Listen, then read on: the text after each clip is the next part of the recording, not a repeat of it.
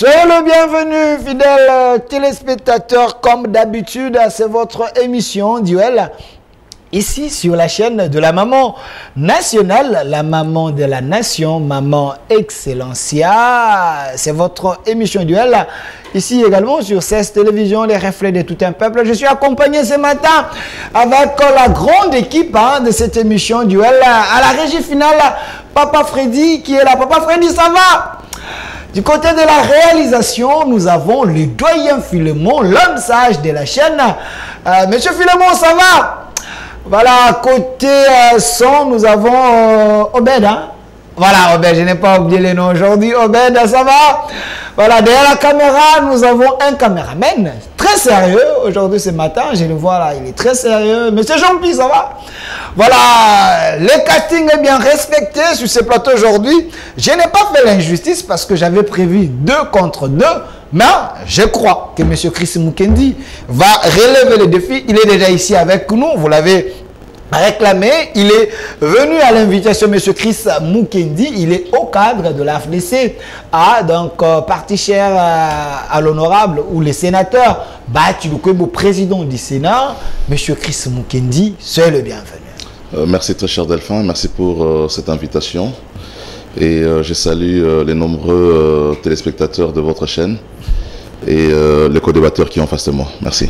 Voilà, à côté de vous, il y a déjà la présence du doyen, lui habitué également de cette émission, doyen Benoît Yolama, au cadre du PPRD, l'âme qui reste fidèle à Laurent Désiré Kabila et à Joseph Kabila jusqu'à aujourd'hui. Il n'est pas allé de l'autre côté, il est resté constant. Monsieur Benoît Yolama, soyez le bienvenu. Merci pour l'invitation. Et je pense particulièrement aux enfants congolais qui sont dans la partie est du pays. Et ceux qui sont présentement en train de passer des moments difficiles du fait de la guerre. Et ailleurs, il y a tous les autres qui sont dans la même situation. Que notre Dieu, en tout cas, les soutienne. Voilà, à côté de vous, dans quelques minutes, il y aura Monsieur Nico Faye, le procureur près le peuple. Il va faire son entrée dans quelques minutes. Mais cela ne nous empêche pas de commencer notre émission d'aujourd'hui. La thématique de ce matin, faut-il croire encore à l'actuelle diplomatie du régime Tshisekedi? Ça, c'est la première question de l'émission. Faut-il croire encore à l'actuelle diplomatie du régime Tshisekedi? 2. Le programme 245 territoires. Vous êtes sans ignorer les gens. Veut à ce que le Congo se développe. Le programme 245 territoires, est-ce de la poudre aux yeux? Depuis on avait lancé ces programmes, jusqu'à aujourd'hui, la population se pose des questions très questionnantes. Bientôt, les mandats du régime, c'est à la fin parce que c'est les 5 ans. 5 ans et on organise les élections si le régime va encore revenir. Mais est-ce qu'on a senti le développement à la base ou c'était un long terme? Cette question mérite également d'avoir des réponses sur ces plateaux. Et aussi, où en sommes-nous avec le peuple d'abord? Parce que le président Félix, une fois au pouvoir, on l'avait rappelé. Tshisekedi Kobo Sanate, Papa Lobaki, le peuple d'abord. Ce qui veut dire, le président Félix, n'oublie pas, ton père avait promis à la population, une fois il est passé au pouvoir, l'intérêt, l'axe prioritaire, ça serait le peuple d'abord. Il faut que le peuple se retrouve. Vous êtes à la fin de votre mandat, est-ce que le peuple s'est retrouvé? C'est des bonnes questions. Avec mes invités ce matin, on va en parler. Mais avant tout, j'aimerais, comme je commence toujours par des questions biscuits de l'émission, Monsieur Chris Mukendi, j'aimerais bien commencer avec vous parce que vous êtes du pouvoir, je précise bien. Batuloukwebo et la FDC, vous avez autant de députés. Donnez-moi la photo du gouverneur. Le gouverneur de la ville de Kinshasa, Gentini Ngobila. Parce que opération coup de balai, c'est un peu partout. Coup de poing, voilà, coup de poing, c'est un peu partout dans la ville de Kinshasa. Quelle est votre réaction d'abord de ce qui est en train de se passer dans la ville de Kinshasa? Ngobila a raison de faire ce qu'il est en train de faire, ou Ngobila est en train de violer les lois de la République et maltraiter les opprimés, le petit peuple? Vous savez, votre question doit être abordée sous deux aspects. Okay. Le premier aspect, c'est d'abord l'aspect réglementation. Le deuxième aspect, c'est l'aspect de conditions sociales de notre pays qui, en tout cas, fait naître dans chacun des Congolais un sens de compassion et de pitié en rapport avec les opérations qui sont menées ici dans la ville de Kinshasa. Je reviens à ma première présentation en ce qui concerne l'aspect réglementation. Vous savez, comme on dit, la loi est dure, mais c'est la loi. Nous avons vu ici à Kinshasa se développer l'informel dans tous les secteurs de la vie nationale. Nous avons vu à Kinshasa se développer une certaine anarchie au nom de la misère, au nom de la pauvreté.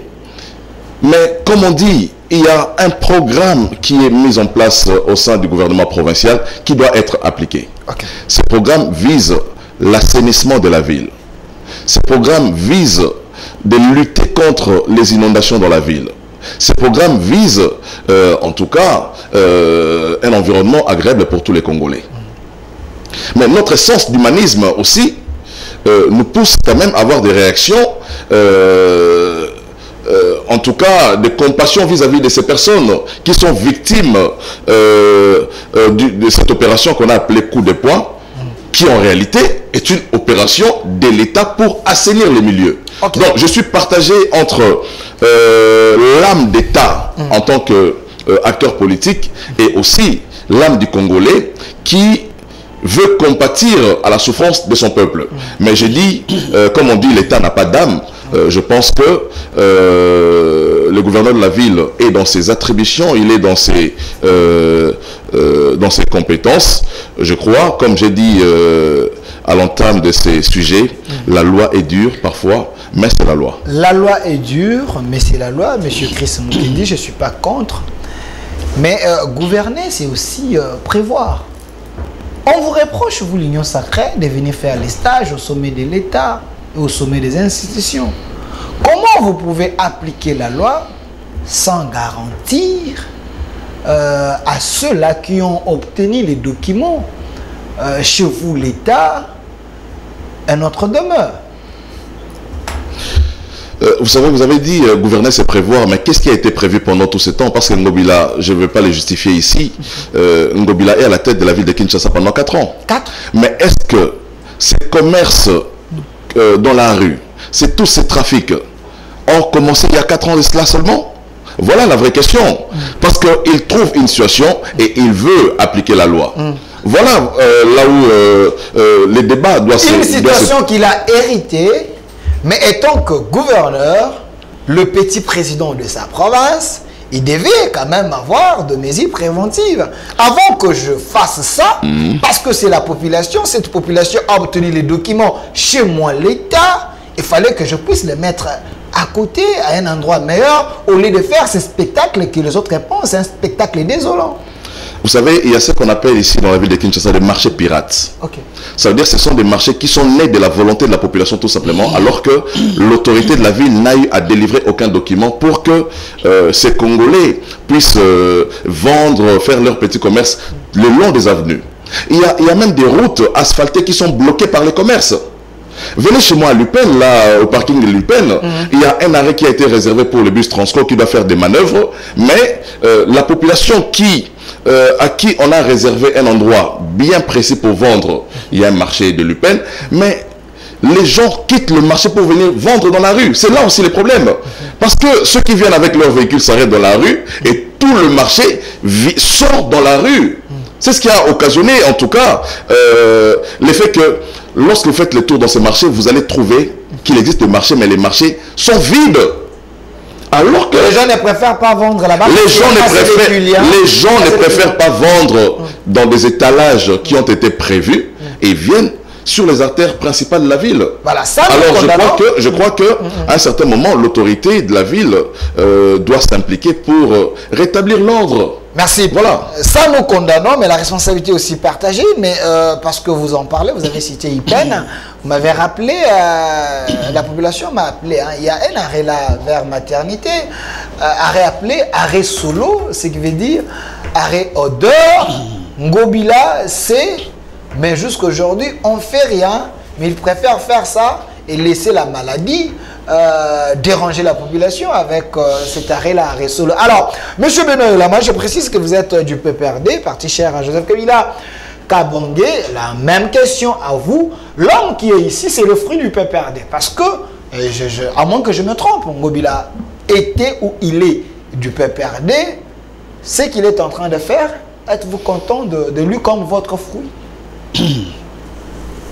Bon, je crois que la question n'est pas de savoir si ce qu'il fait me plaît ou ça ne me plaît pas. Votre fruit, le fruit du PPRD. Il a été PPRD, parachuté par l'un de ses frères dans le PPRD. Il est reparti puisque ce sont des affairistes. Ils sont repartis. C'est un affairiste. Ngobila. Ngobila. Ok. Et il faut que l'opinion retienne ceci. Et il n'y a aucune réglementation qui a été adoptée ni par l'Assemblée provinciale, et moins encore un acte qui a été posé administrativement par le gouverneur. La démolition est faite sur base d'un communiqué. C'est vrai ça? Sur base d'un communiqué qui a été annoncé pour assainir l'espace public. Nous estimons que si le travail c'est pour rendre la ville de Kinshasa propre, à ce niveau-là, ça ne peut même pas poser de problème. Mais lorsque vous regardez très bien, à côté de l'hôpital de Kitambo, où un espace de l'État est déjà spolié, sous prétexte qu'on veut faire des travaux de salubrité ou contre l'insalubrité, à côté de l'hôpital de Kitambo, on a spolié une grande partie des concessions par le même gens du gouverneur, les mêmes gens du pouvoir. Ils ont tout pris. Ils ont construit des maisons et on est en train de pousser le stock des déchets vers la chaussée. Là, l'hôpital de Kitambo, c'est pas très loin. À côté de la station. À côté de la station. Ils ont déjà construit des maisons. Est-ce qu'ils peuvent vous dire à qui ils ont versé l'argent et quel est l'acte officiel qui a désaffecté cette concession? Que c'est une concession de l'État. Et lorsqu'on désaffecte du domaine public, on ne peut pas l'affecter à un autre domaine que celui qui a été prévu par l'objet social du départ. Okay. Mais ils ont fait ce qu'ils ont fait puisqu'ils veulent s'approprier. Vous avez entendu ici à l'hôpital, à côté des casiers judiciaires, un immeuble de 26 niveaux, peut-être 28 niveaux.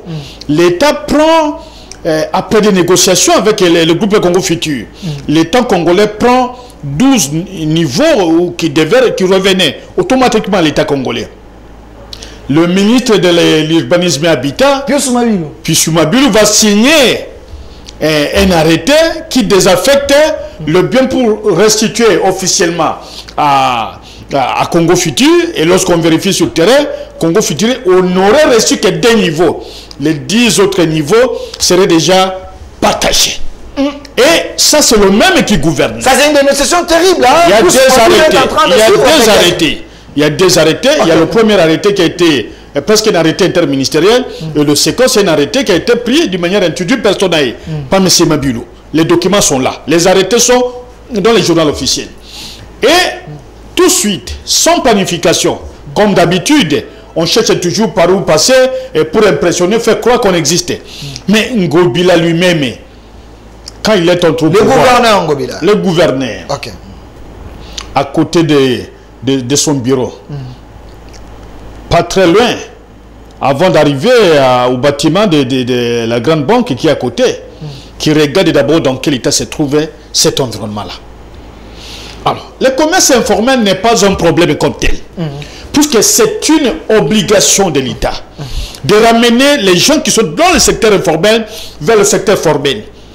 Et il faut un encadrement, il faut des subventions pour leur montrer qu'ils ont le même droit. C'est l'État qui doit promouvoir, qui doit permettre à ces gens d'exister. Mais lorsque l'État arrive à anéantir, à effacer ces gens-là, à les éliminer, L'État n'est pas ces gens existaient. Non, l'État fait que respecter la loi. En suivant M. Christophe. Quelle loi? Romila est un qu'on me dise quelle est la loi que ces gens violent. La route est à part. Okay. Il y a certains qui vendent à côté de la route, ça c'est vrai, c'est à déplorer.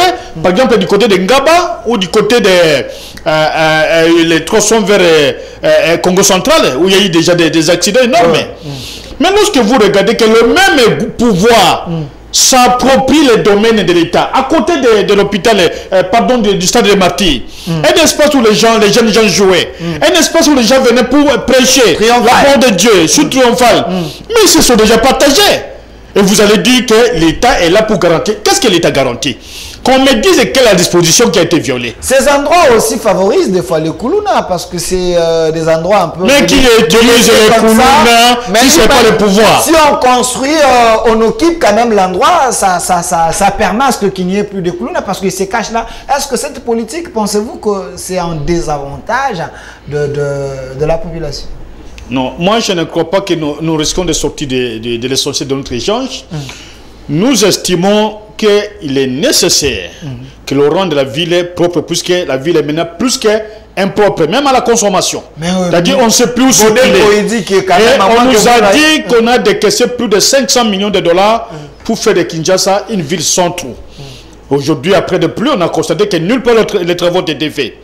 On nous a aussi dit qu'il fallait l'opération concernait le boulevard Lumumba jusqu'au niveau de la ville. Mais l'opération entre dans le petit quartier, là où même la circulation n'est pas gênée. Et les gens que vous cassez leurs effets, normalement, il doit y avoir des procès.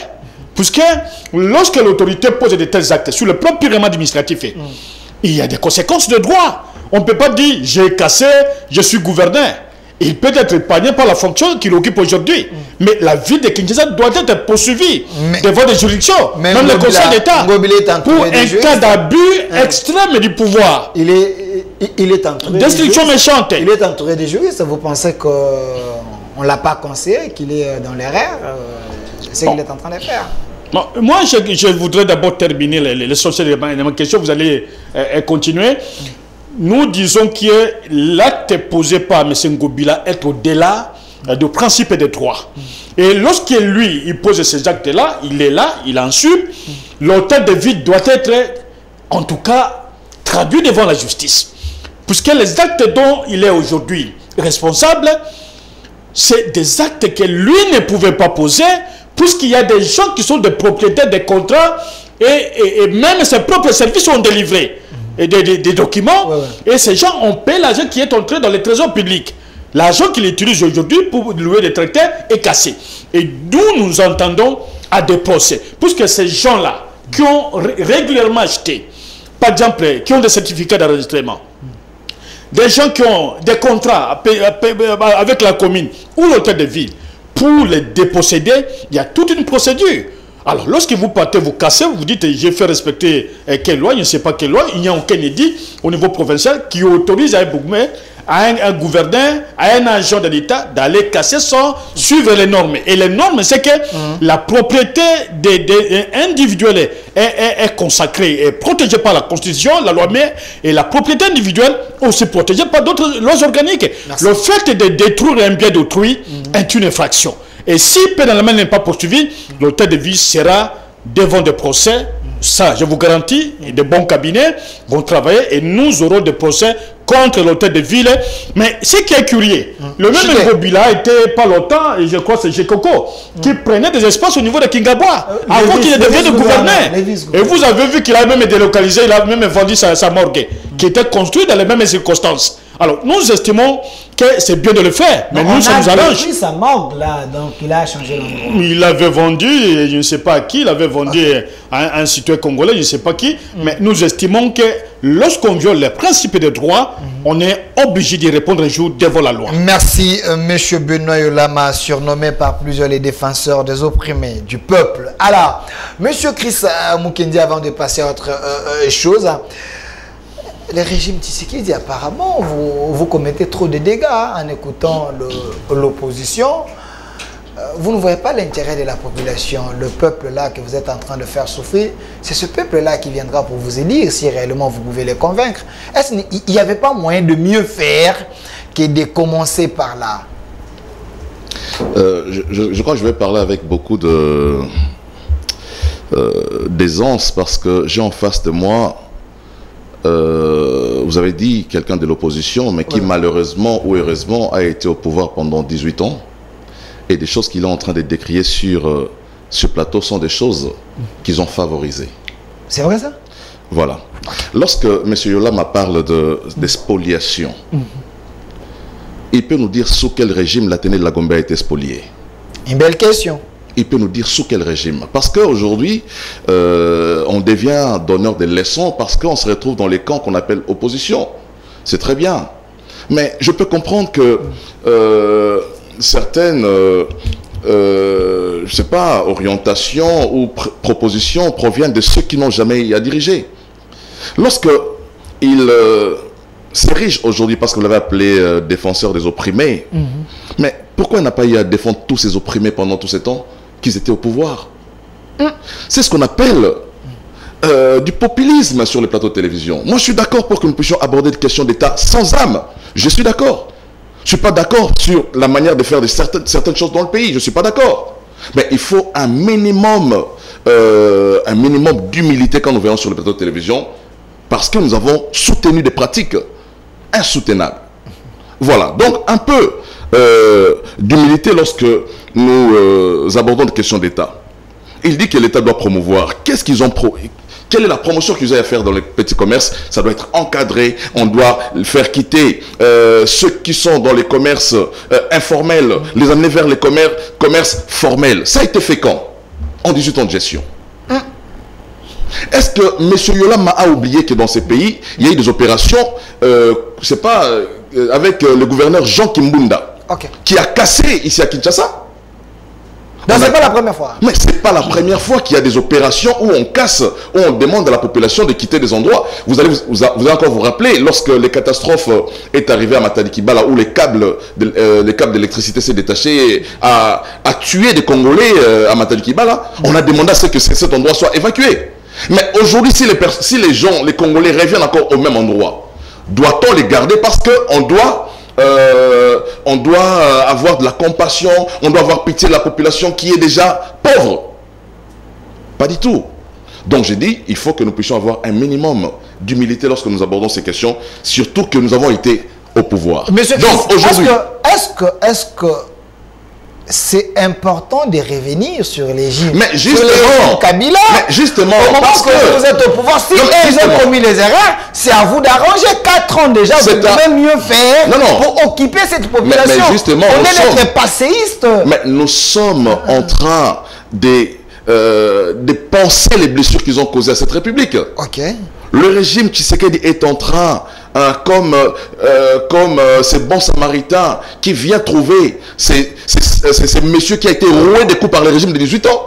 Nous sommes en train de penser les blessures qu'ils ont eu à commettre sur le peuple congolais. Donc, comme je dis, il faut un minimum d'humilité lorsque nous parlons de ces peuples que nous avons nous-mêmes péporisés à travers la gestion que nous avons eue sur la République. Donc, aujourd'hui, en tout cas, je voudrais que M. Yolama, j'ai vu qu'il a parlé, j'ai senti que c'était un chrétien en face de moi.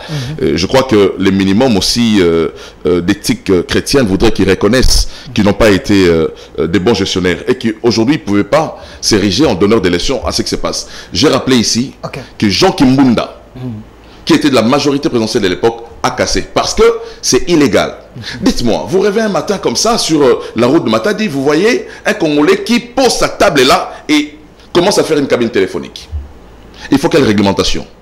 Et il dit qu'il n'y a aucune réglementation. Très bien. Est-ce qu'il y a une réglementation qui demande aux Congolais de construire des commerces, on appelle ça des commerces, comment on appelle ça encore?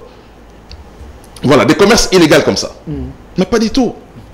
Je crois que l'État est dans son rôle régalien. Quand on dit réglementation, ce n'est pas seulement des documents qui sont ficelés, mais il a parlé d'un communiqué. Quand on dit communiqué, ça veut dire quoi? C'est un document administratif qui vous avertit que nous allons passer pour casser parce que vous êtes dans l'illégalité. On ne peut pas laisser un pays être dirigé comme ça. Donc le gouverneur de la ville avec son équipe, ils n'ont pas surpris les gens. Donc, non mais ils ont été avertis. Moi, j'ai des amis qui m'ont appelé pour me dire, mon cher ami, on a pris mes histoires. J'ai dit, mais il faut vous conformer à la réglementation. Voilà. Donc, aujourd'hui, ici, en tant que les hommes d'État, nous devrions aussi apprendre à notre population qu'il faut être en ordre. Quand il dit ils payent des taxes, tout ça, mais ok, très bien. Mais à qui ils ont payé tous les taxes? Parce que ce sont des commerces qui ont été érigés, pas en 4 ans. Il y a des gens qui ont ici sur Nyangwe, ici, des commerces, vous avez quelqu'un qui loue un espace, mais il va au-delà de ses limites cadastrales. La limite de sa maison, c'est à 5 mètres, mais il fait construire encore des tôles, une terrasse qui va jusque sur la route principale. Donc, quand on casse, il ne faut pas casser. Non, je crois qu'il faut que nous puissions nous armer d'un âme des hommes d'État. Merci. Quitter les populismes, quitter, comme vous avez dit, les passéistes. Nous, on ne rappellerait pas les souvenirs des 18 ans si on avait en face de nous des personnes qui abordent des sujets de manière, en tout cas, objective. Merci, Monsieur Chris Mukindi. Je précise qu'il est au cadre de l'AFDC du sénateur Bati Lukwebo. Alors, Monsieur Benoît Olama, parlons du social. Donnez-moi un peu la photo du chef de l'État, mon président de la République, Félix Antoine Tshisekedi Tshilombo. Alors, Monsieur Benoît Olama, changez-moi la photo, trouvez-moi une autre photo du président. Il a plusieurs photos quand même, trouvez-moi une autre photo. Alors, Monsieur Benoît Olama, parce que vous défendez la population, vous êtes souvent en contact avec ces petits peuples. Mais l'homme qui est ici derrière moi, le chef de l'État, c'est vrai, il avait dit il va défendre sa population, il va améliorer les sociales. Où en sommes-nous aujourd'hui avec le peuple d'abord? Êtes-vous convaincu, content que le régime a mis le peuple au centre de l'intérêt? Permettez d'abord que je revienne un peu sur... Vous voulez payer les arriérés? Oui, les propos de mon contradicteur de l'AFDC. Monsieur Chris Mukindi. Et j'informe d'abord l'opinion que nous avons géré le pays pendant plus de 18 ans avec M. Bati Lukwebo. Okay. Et pendant qu'il était ministre de l'économie, il avait proposé à l'ancien premier ministre Matata Ponyo un arrêté fixant le prix du carburant en augmentation. Et cet arrêté était malheureusement pour lui tombé entre mes mains. J'en ai fait une campagne ici à Kinshasa et même l'ancien premier ministre qui est encore vivant avait annulé carrément l'acte qui avait été posé par M. Bati contre la population. Donc j'ai défendu les intérêts de la population, pas puisque je suis dans l'opposition, mais je l'ai fait pendant que j'étais au pouvoir. Pas d'une manière tout à fait effective, mais j'ai participé à la gestion des affaires de l'État. Et sur j'aurais souhaité que mon contradicteur m'amène, par exemple, un décret ou un arrêté que le gouverneur a signé, qui a élargi. Le communiqué n'a aucune autorité sur des actes administratifs est déjà possédé. C'est là le principe. C'est ça le principe. Un communiqué peut être considéré comme une circulaire. Circulaire, lorsqu'elle est au singulier, ça n'a pas une autorité sur la population. C'est lorsqu'elle est au pluriel qu'elle a un caractère obligatoire. Et ici, ce qui se passe présentement, c'est un acte tout à fait arbitraire. Et le commerce informel n'est pas seulement sur la chaussée. Même certains Libanais, Indo-Pakistanais et même lui-même Ngobila, il a des activités qu'il n'a jamais déclarées, qui ne tiennent aucune comptabilité légale. Oui. Je l'ai dit, je le connais. Alors, toute activité qui ne tient pas une comptabilité régulière, c'est une activité informelle. À moins qu'il m'amène une autre définition que celle-là. Et donc, l'informel n'est pas seulement ceux qui vendent sur la chaussée. L'informel est dans les grands marchés ici. L'informel est dans les nombreuses boutiques que nous voyons. Dans les hôtels, des gens qui n'ont jamais tenu de comptabilité conformément à la loi, donc à la loi en matière. Et donc ceux-là sont dans l'informel. Mais ici, nous disons, si vous prenez les cas qu'il a évoqués au niveau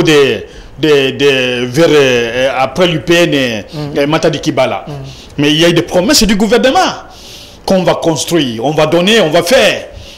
Je peux supplier votre rédaction d'aller vérifier qu'est-ce que le gouvernement a fait. C'est un gouvernement qui est habitué à tromper, à dire toujours, à promettre. Je vais faire, je vais construire, je vais faire. Je ferai du Congo l'Allemagne de l'Afrique et on fait des comptes, on commence en plein Niger.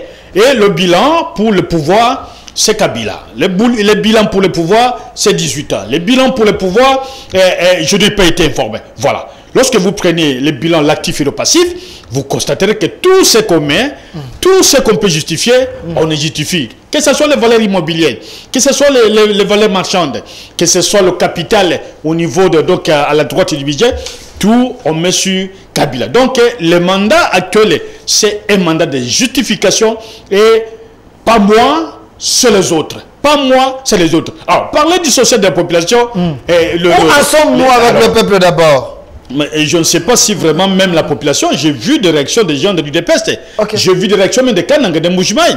J'ai vu ici à Kinshasa des gens qui disaient que nous n'avons pas été à la hauteur, nous devons être en tout cas sincères, nous devons reconnaître. Alors, si faire une classe d'hommes d'affaires, je crois que le pouvoir ici a inauguré le tourisme d'État politique, a inauguré les détournements comme étant une nouvelle donne où les gens peuvent facilement prendre de l'argent et se retrouver calmement dans leur maison. C'est cela que nous voyons. Mais sur le plan social, même lorsque j'ai parlé de la transformation de l'informel vers le formel, ça peut se faire. Par exemple, en Afrique de l'Ouest, ça se fait. C'est l'État qui engage, qui met des moyens pour dire, écoutez, par exemple, le Wenze et le Fungola. Cherchons comment rentabiliser ce petit marché. Vous construisez et vous mettez les conditions nécessaires pour que les gens commencent à payer la taxe. Et lorsque les gens participent déjà dans le paiement de la taxe, peut-être que demain après-demain, vous pouvez les mettre en petits groupes pour que ces petits groupes deviennent comme des structures. Mais c'est ça que le régime est en train de faire. On a cassé le marché Zandouissi pour construire un nouveau marché à la taille de... Au marché central. Oui, au marché central. Mais vous avez vu Ngobi avec... Je n'entre pas puisque c'est les membres du pouvoir qui se battent. Il y a d'autres qui ont gagné un ancien marché avec les Libanais. Il y a d'autres qui viennent avec les Indiens. La bataille n'est pas en faveur de la population. Et vous avez, reçu des gens sur ce plateau qui vous ont parlé. Il y a deux groupes qui se battent. Il y a un groupe, Ngobila, avec certains conseillers, anciens conseillers, peut-être aujourd'hui, qui auraient touché de l'argent des Libanais. Et il y a un autre groupe, des gens qui se disent, ok, nous, on s'appuie sur les anciens documents avec des documents de justice. C'est ce qui se passe maintenant 2 ans. Pendant 2 ans pour construire un marché. Et on l'a vu où? Lorsque Moussa avait construit le marché de la liberté. Ça avait pris presque 6 ans. Aujourd'hui, c'est très propre. Et bien qu'il y a des petits problèmes. Il y a des petits problèmes. Mais lorsque vous arrivez dans ce petit marché, si on y met encore un peu de ressources, un peu d'organisation, ce petit marché peut absorber toute cette partie jusqu'à même 20 scellés. Mais lorsqu'on ne le fait pas, on n'est que dans les promesses.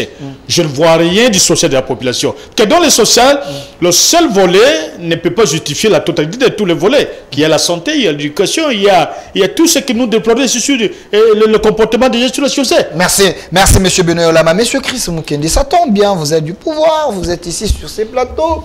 M. Benoît Olama vous a dit ces 4 vérités en face pour que vous puissiez mieux faire, parce que il vous défend, mais en vous, parce que vous êtes peuple. Êtes-vous incompétent ou incapable de relever les défis du social des Congolais, le régime Tshisekedi? Incompétent et incapable. De personnes que M. Yolama et son groupe traitent d'incompétents sont ceux qui ont fait passer les budgets de l'État de 4 milliards à 16 milliards.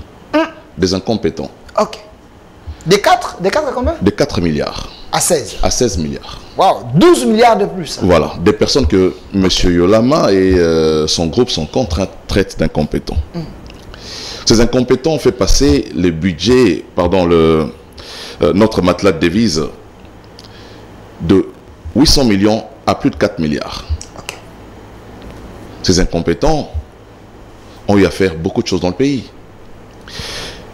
Il dit ici que ce gouvernement est habitué à tromper. Et à promettre. Et à promettre. Mais est-ce que M. Yolama, parce que c'est un homme intelligent, c'est un scientifique prouvé, il sait que l'État est une continuité. Ok. On ne vient pas comme ça à la gestion de la République, vous commencez à néant, pas du tout.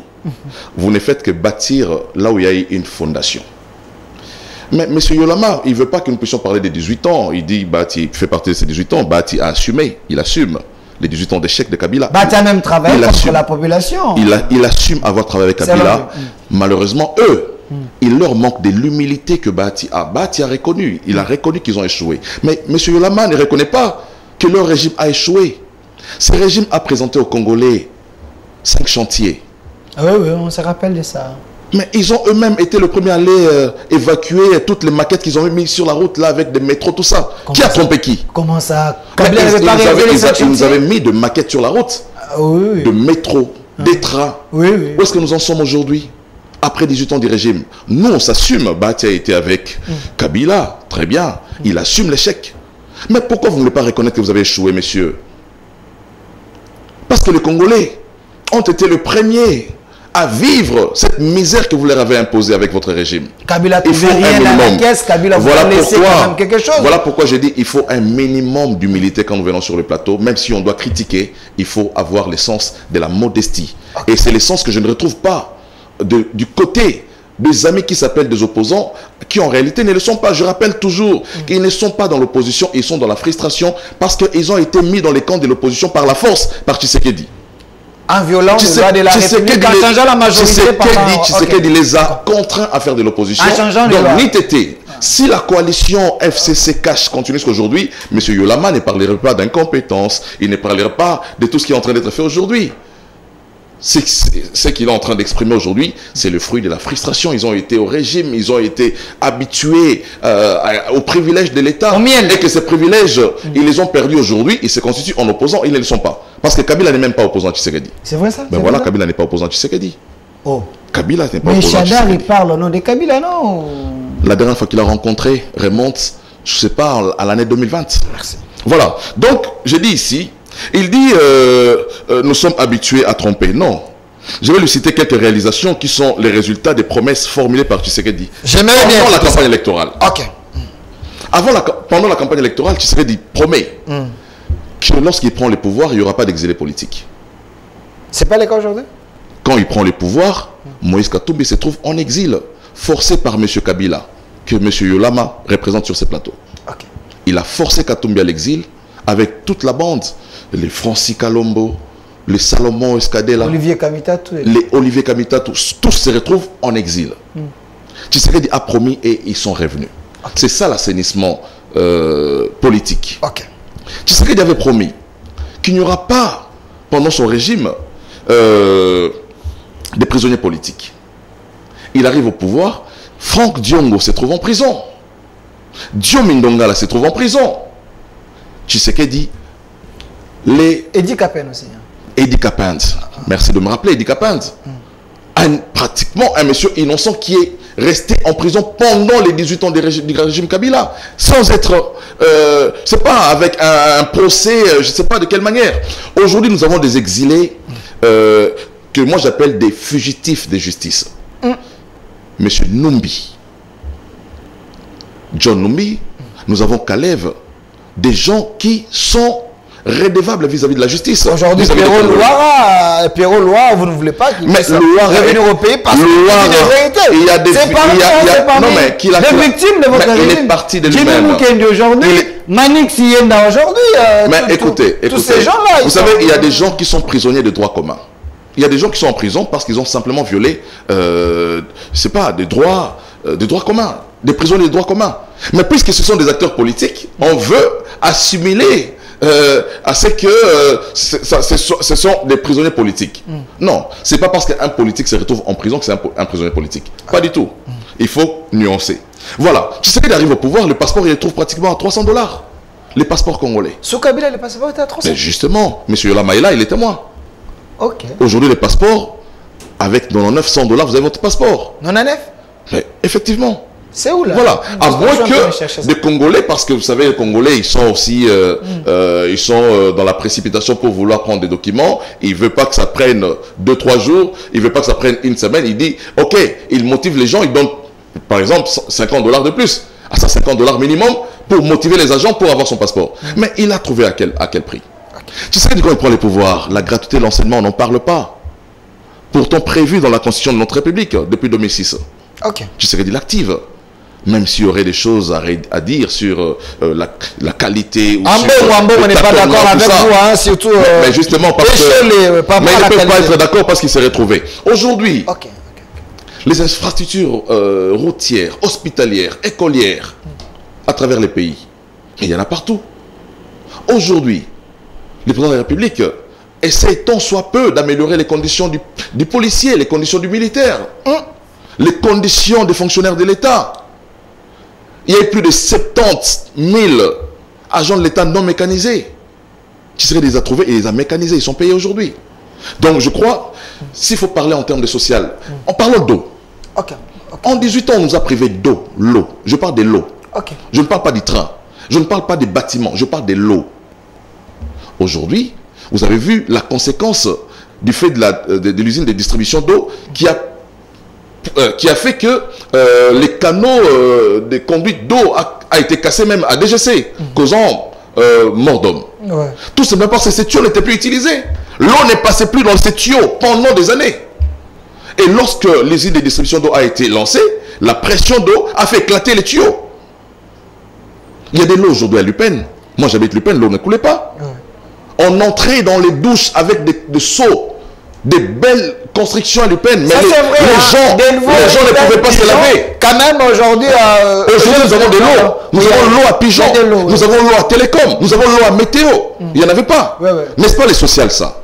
C'est ça les sociales. Donc, il faut dire que... Non, la liste est longue. Mais la liste est longue, on ne va pas s'étaler. Hein?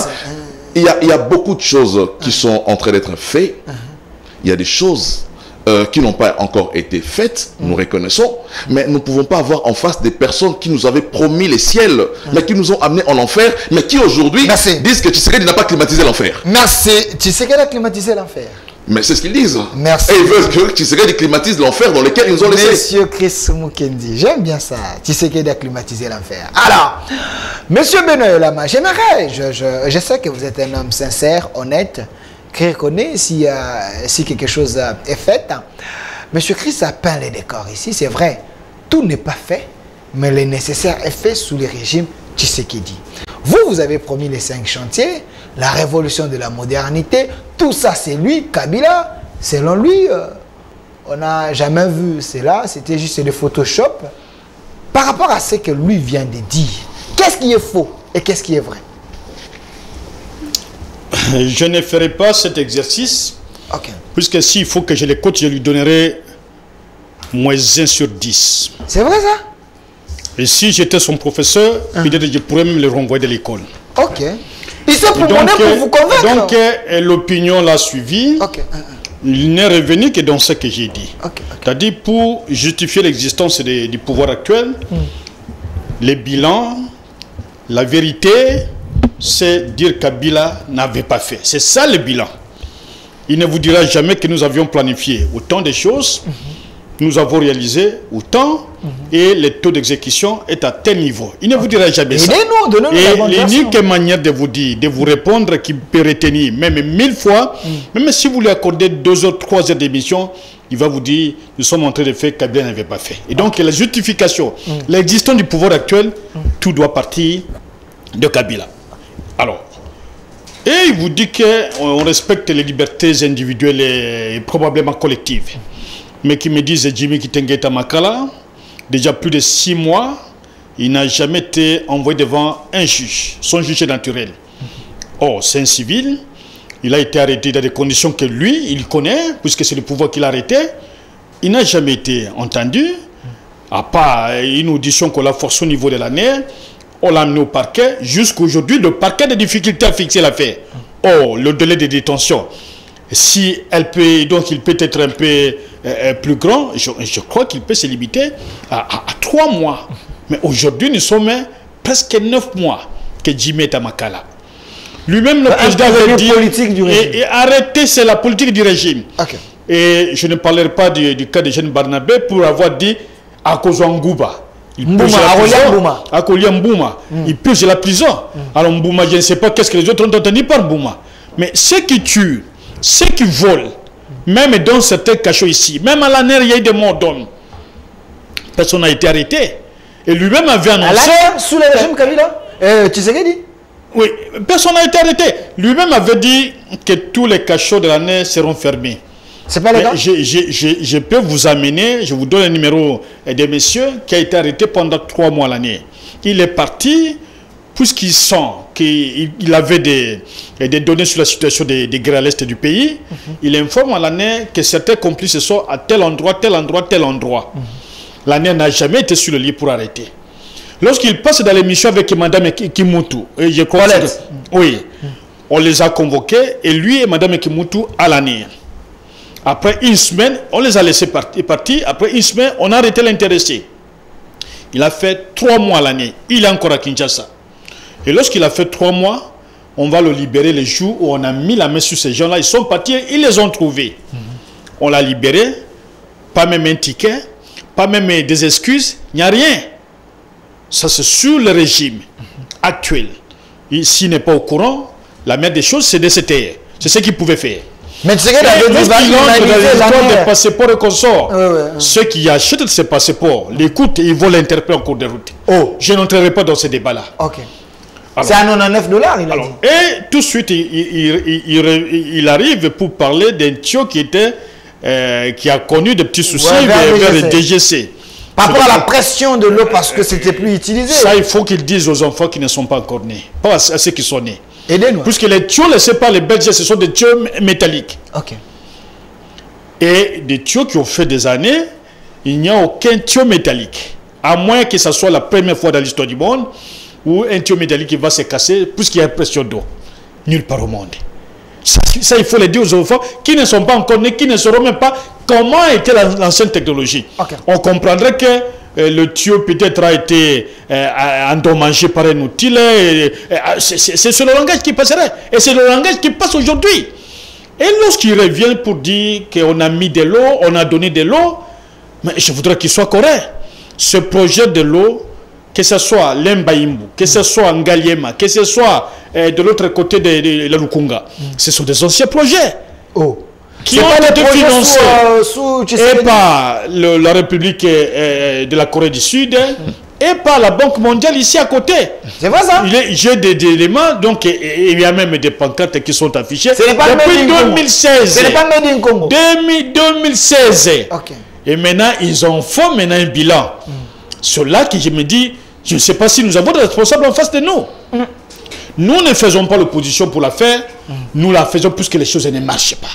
Nous la faisons puisque nous savons que le pays est géré par tâtonnement. Et je me suis même posé la question, si le président Chilombo prenait le pouvoir à 29 ans comme Joseph Kabila, mais le Congo n'aurait plus existé.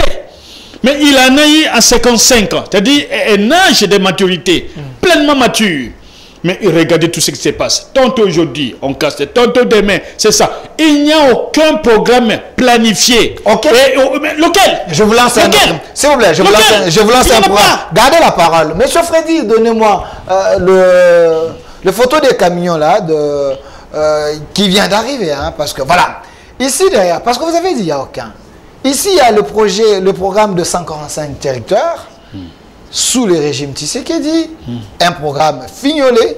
Aujourd'hui, la réalisation est que nous avons des camions qui vont accompagner ces programmes du développement à la base des 145 territoires. Sous Tshisekedi, vous dites aucun. Et ça, c'est quoi? Oui, moi, je ne parlerai même pas de ça. Puisque nous avons les sociétés chinoises ont amené le véhicule de la même manière, à notre époque. Puisqu'il se pose des questions sur les 5 chantiers. Les structures de construction, c'est le même véhicule. Ce sont des véhicules privés. S'il faut entrer, ce sont des véhicules privés. Et vous voyez, ce sont des entreprises privées qui amènent les enjeux pour la construction. Tout ce qu'ils mettent, c'est pour la publicité. Il y a quand même les drapeaux de la RDC et la photo du chef de l'État. Moi, je vois tout ce que je vois, que ce soit devant moi, à ma droite et que ce soit derrière moi. Ce sont des structures privées qui amènent leurs biens. Vous ne me direz pas que lorsqu'on a amené Vodacom au Congo, on a amené Orange, on a amené tout ça, c'est directement l'œuvre de l'État. L'État n'est là que pour sécuriser les actions de privés pour permettre à l'économie d'aller de l'avant. Mais ça, ce n'est pas le 145 territoires. Les 145 territoires. Les camions seront dispatchés dans plusieurs provinces. Pour faire quoi? Pour aider à ce qu'il y ait le développement. Vous savez les camions pour faire le développement? Mais ça, c'est quoi? Un moyen de transport pour emmener le matériel. Je ne vous aide pas, puisque vous êtes journaliste, je ne voudrais pas que vous tombiez dans ce débat-là. Puisque le développement a des aspects, je l'ai dit dans la dernière production que nous avons eue avec vous ici. il y a l'aspect mental et il y a l'aspect croissance. Et l'aspect mental, c'est lorsqu'on parle de la mentalité, si elle a changé. Vous pouvez amener un engin qui a même une valeur même de 100 milliards, mais la personne qui va l'utiliser doit être même capable de comprendre son fonctionnement. Et si ça ne peut pas se faire, vous allez constater, comme les tractés que Moussa avait déjà, à l'époque même Joseph Kabila avait donné à certaines personnes, certains n'ont jamais utilisé des tractés. Ils les ont gardés dans leurs parcelles comme étant un bien de lui. C'est où on montrerait que j'ai eu ici la chance d'avoir bénéficié cet engin. Et alors, et les gens à l'intérieur, d'abord les gens qui vont utiliser ces véhicules, ce sont des gens qui doivent être formés. Et les entreprises ne vont recruter que là où il y a des gens qui ont été formés, c'est-à-dire dans les grandes cités. Ce n'est pas l'intérêt du pays. Merci. Et donc, si ce véhicule, on suppose qu'en les achetant, on va développer le Congo, c'est qu'on ne comprend pas la notion du développement. Merci. La notion du développement sous-entend amélioration des conditions de vie, avoir des standards, les indices qui répondent aux critères qui sont définis par le programme des Nations Unies pour le développement. Il y a des pays asiatiques qui ont un niveau, un revenu par habitant supérieur aux Congolais, mais qui ne parlent pas du développement au stade actuel. Ils sont considérés comme, ces nations sont considérées comme des nations des économies en progression. Merci. Mais lorsqu'on on amène des véhicules et on en fait une campagne avec des pompes, alors, et on dit, bon, c'est pour développer. Mais c'est qu'on ne comprend pas la notion de développement. Merci, M. Benoît Yolama. M. Chris Mukendi, au cadre de l'AFDC, Union Sacrée, le programme de 145 directeurs, est de la poudre aux yeux. Vous avez suivi votre co-débatteur ici, M. Benoît Yolama, qui dit c'est des véhicules des privés. Vous prenez des véhicules des privés, vous amenez, si vous mettez le drapeau de la RDC avec la photo du chef de l'État, c'est du sensationnel, ça. Non, ça c'est de la honte, tout simplement. Ok. C'est de la honte. Et je suis scandalisé. Scandalisé de débattre en face de M. Yolama.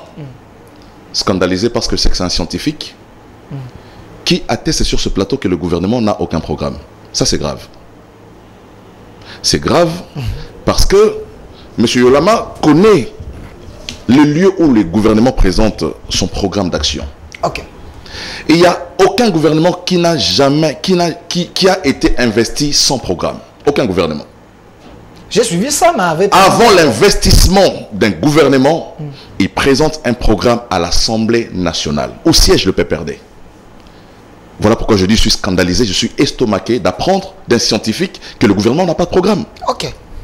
Aidez-nous. Voilà. Donc, si M. Yolama n'a pas de programme de gouvernement, j'en ai en PDF, je peux le lui transmettre. Le programme du gouvernement. Donc je réalise simplement qu'il n'a jamais été au contact de ce programme-là. C'est de la mauvaise foi. C'est de la mauvaise foi et de la manipulation. Heureusement que les gens qui nous suivent sont très intelligents et comprennent s'ils prêchent pour quelle chapelle. Vous savez, les discours sur le plateau de télévision, lorsque nous débattons, ce sont des discours qui sont très dynamiques.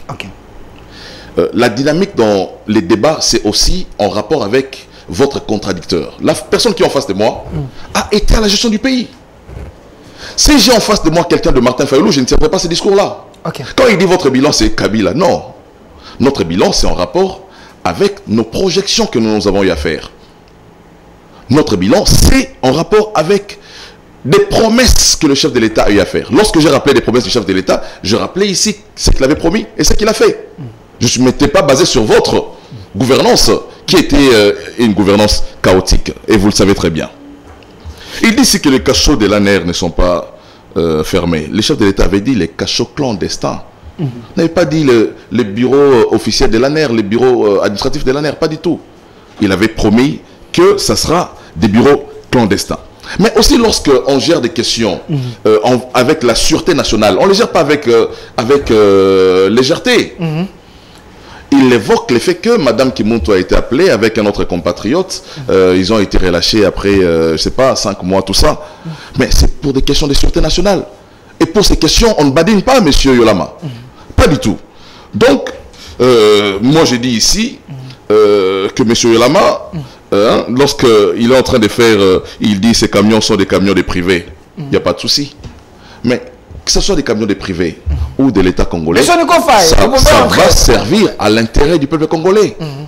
Ça va servir au programme de développement des 145 territoires.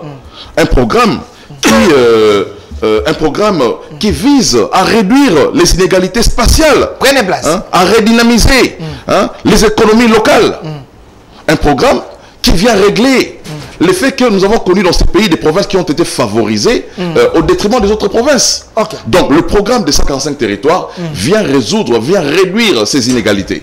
Donc, j'ai dit... Donc c'est un programme réel. L'opinion qui nous suit... Et ces camions, ce n'est pas des camions de privés comme Yolama vient de dire, c'est des camions commandés par l'État. Ça peut être les camions des privés, ça peut être les camions des Congolais, mais ça doit servir et ça va servir à l'intérêt des Congolais. Merci, voilà. Merci. Monsieur Nico Faye, vous venez d'arriver, mais prochainement je vais vous sanctionner si vous venez en retard, parce que le peuple vous réclame ici.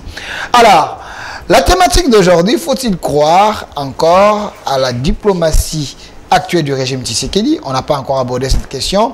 On est à la deuxième question, le programme de 145 territoires. Est-ce de la poudre aux yeux? On en parle ou ensemble avec le peuple d'abord? C'est ça la question principale. Vous avez trouvé M. Chris Mukendi de la FDC, M. Benoît Yolama du PPRD, M. Nico Faye. Quelle est votre réaction? Enfin, nous avons 300 camions pour le programme de 145 territoires, le développement à la base. Est-ce une bonne chose? Merci beaucoup, estimé, pour l'opportunité. Je présente mes sincères excuses aux téléspectateurs de CS Télévision et en général, et ceux de Les Duels en particulier. Mais je ne saurais m'en passer du rappel national. Ce qu'on appelle actuellement. Rappel national. Ce qu'on appelle aujourd'hui Yébelardo. Yébelardo. Oui. Ça veut dire quoi? Mon peuple doit retenir qu'à ce jour, il reste 314 jours pour la fin de ce mandat selon leur calendrier. C'est-à-dire, ce délai est fixé par rapport avec le calendrier qui fixe les élections au 20 décembre. 314 jours. Nous en sommes à 1172 jours.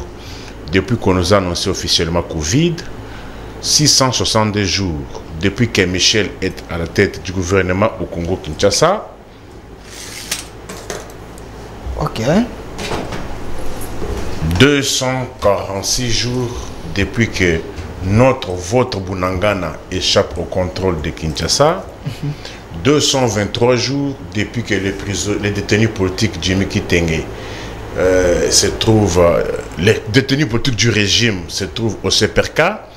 De 23 jours depuis que votre Sukhoi, avion de guerre congolais, avait reçu une requête de l'armée rwandaise. On attend la réaction appropriée et non pas de communiquer. Ok. Vous avez posé la question en rapport avec... le programme de 145 territoires et le social du peuple, où en sommes-nous? Je commence par le programme de 145. Quand même 300 camions, une bonne chose, hein? Du concret, du concret. Oui, s'il te plaît. Nous devons nous mettre en tête que lorsqu'on prend le pouvoir, l'on doit au moins faire quelque chose. L'on doit quitter le point sur lequel vous avez trouvé le pays et soit vous stabilisez, soit on avance. Vous parlez de 300 camions. 300 camions divisés par 145 territoires. Ok.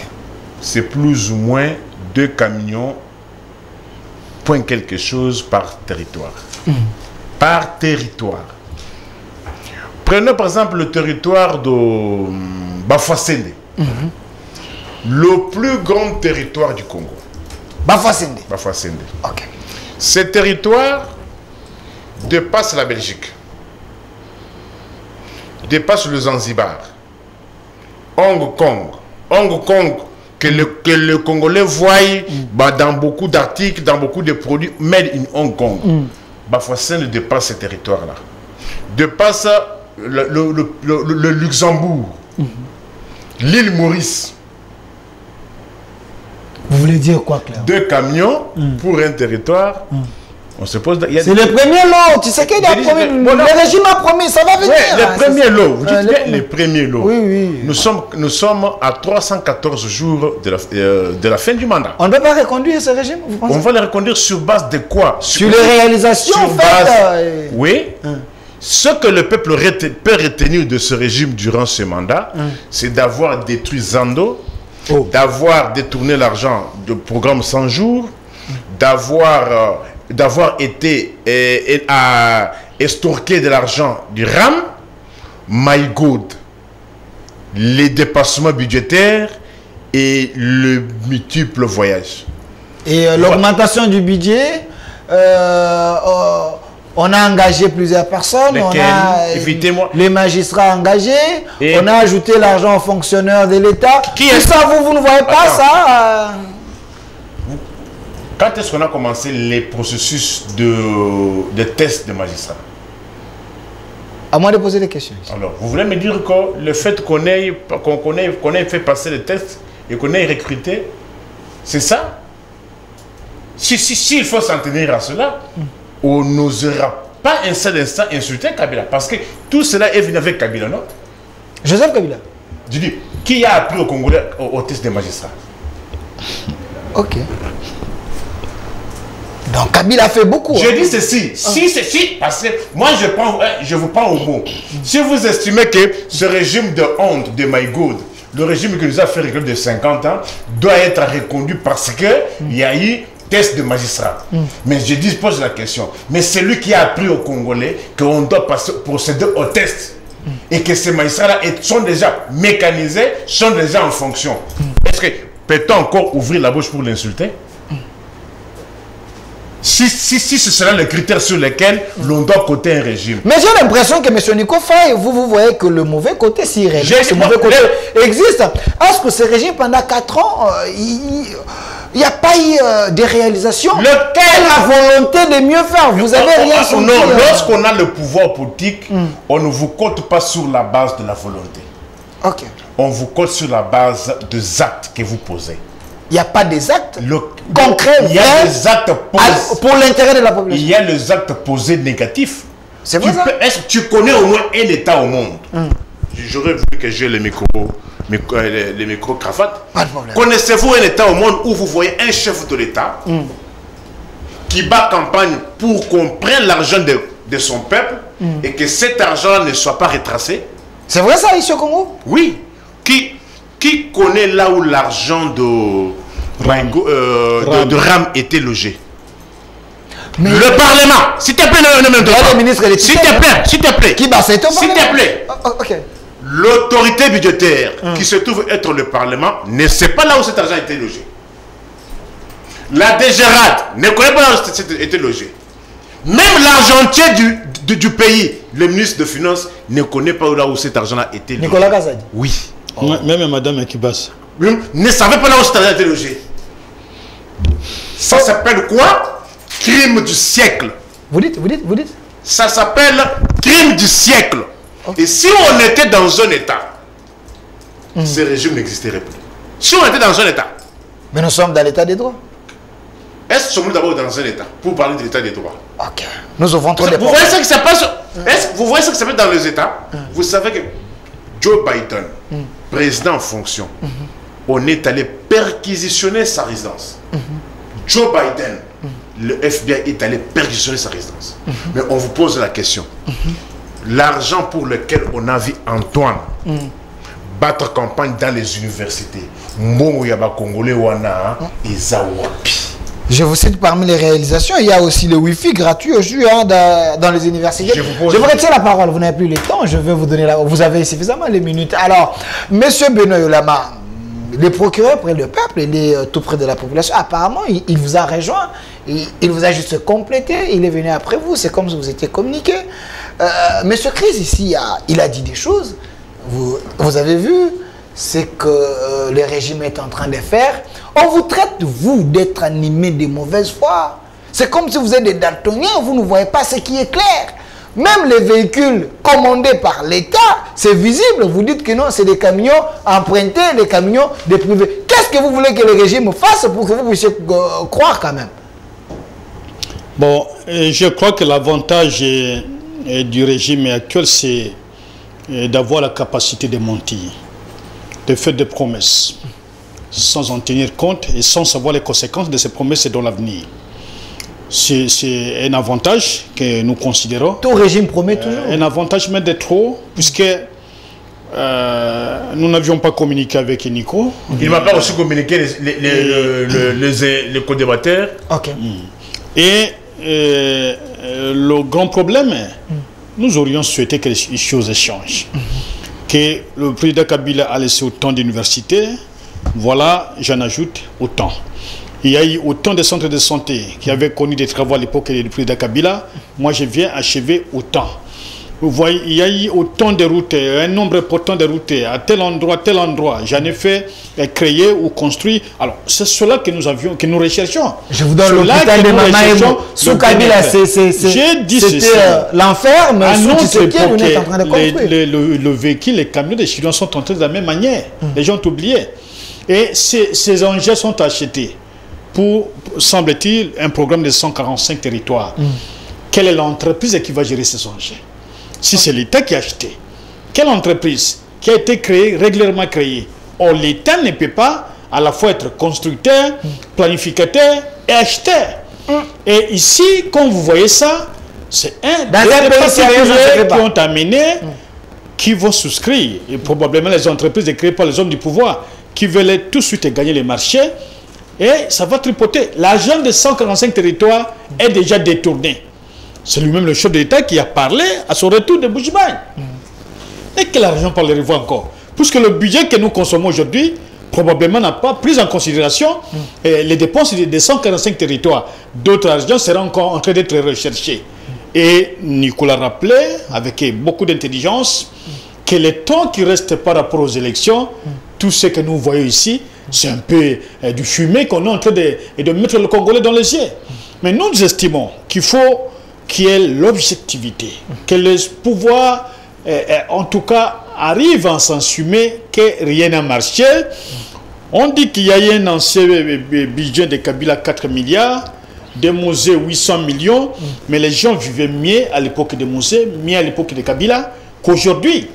Le budget d'aujourd'hui est essentiellement un budget politiquement touristique. Donc il n'y a rien de concret. Est-ce que vous imaginez que le président, dans moins de semaines, fasse plus de 5 voyages à travers l'Afrique? Notre président de la République. C'est pour raviver la diplomatie. À quel moment le président traite les dossiers? En quel moment il traite les dossiers du pays? Il y a des conseillers. Pendant que le pays est en guerre, même ces comédiens ukrainiens ne voyageaient pas autant comme le fait notre président. Et vous avez relevé la question sur la diplomatie, mais lui-même n'est plus sûr de sa diplomatie. Il a dit devant les ambassadeurs. Il a dit devant la dernière rencontre au niveau de sur l'île Maurice, il est parti rencontrer le projet président de l'Union africaine. Même au Sénégal, il a répété encore de quelle diplomatie. Nous pouvons encore dire qu'il y a encore de l'espoir et qu'on sort. Alors que mon ami continue à prendre les histoires sur les réseaux sociaux, c'est de son droit, mais nous estimons. C'est le programme de développement 145 territoires. Que vous n'avez pas, malheureusement. Nous estimons. Il conseille les réseaux sociaux. Le programme, qui n'a pas. Il défend quelque chose qu'il n'a jamais fait. Le jour où il y a eu campagne électorale en 2018, le programme de 145 territoires n'a jamais existé. C'est après avoir essuyé des échecs partout qu'on tente de colmater un peu ici et là pour voir si ça peut tenir, mais ce n'est pas facile. Merci. Les véhicules entreront probablement en action qu'en 2024. Merci, M. Benoît Lama. Je ne veux pas que vous soyez un prophète des malheurs pour le régime Tshisekedi. Alors, monsieur Chris Moukedi, au cadre de l'AFDC, s'il y a les arrières à payer, vous pouvez les payer. On dit que vous avez des programmes cosmétiques juste pour séduire l'oreille des Congolais, mais dans le fond, il n'y a rien. Vous n'êtes pas en train de travailler pour la population. Alors, on ouvre la question de la diplomatie. Faut-il croire encore à la diplomatie de l'actuel régime Tshisekedi? On en parle, on dit que vous voyagez trop. Il y a même quelqu'un que j'ai suivi, il dit, enfin, le président de la République a acheté un avion pour ajouter encore de voyages. Est-ce que ce n'est pas des trop? WhatsApp l'a déjà aidé et Facebook. Merci beaucoup, très cher. Je vois que M. Yolam commence à déranger. Je comprends pourquoi moi qui avais sauté sur lui sur le plateau, parce qu'il dérangeait l'émission. Ok. Je voudrais d'abord ici saluer la présence de Nico Faye. Procureur pour le peuple. Dont la santé et l'ornement en or, montre, bracelet, tout ça, démontrent à suffisance les résultats du régime Tshisekedi sur les opposants. Ok. en face de moi. Les opposants en bonne santé. Très bonne santé. En tout cas, ça, c'est les résultats du régime. Ok. Monsieur Lama était en train de me taquiner pour dire que j'étais en train de consulter les réseaux sociaux. Non, Oui. j'étais en train de lire un programme qu'il n'a pas. Ah, ok. Le programme de développement de 145 territoires. Malheureusement, vous n'avez pas lu. Et il continue à insister que le gouvernement n'a pas de programme, tout ce qu'ils sont en train de faire, c'est cosmétique. Je rappelais ici que le programme du gouvernement, c'est un programme qui est investi à l'Assemblée nationale. On n'investit pas un gouvernement sans programme.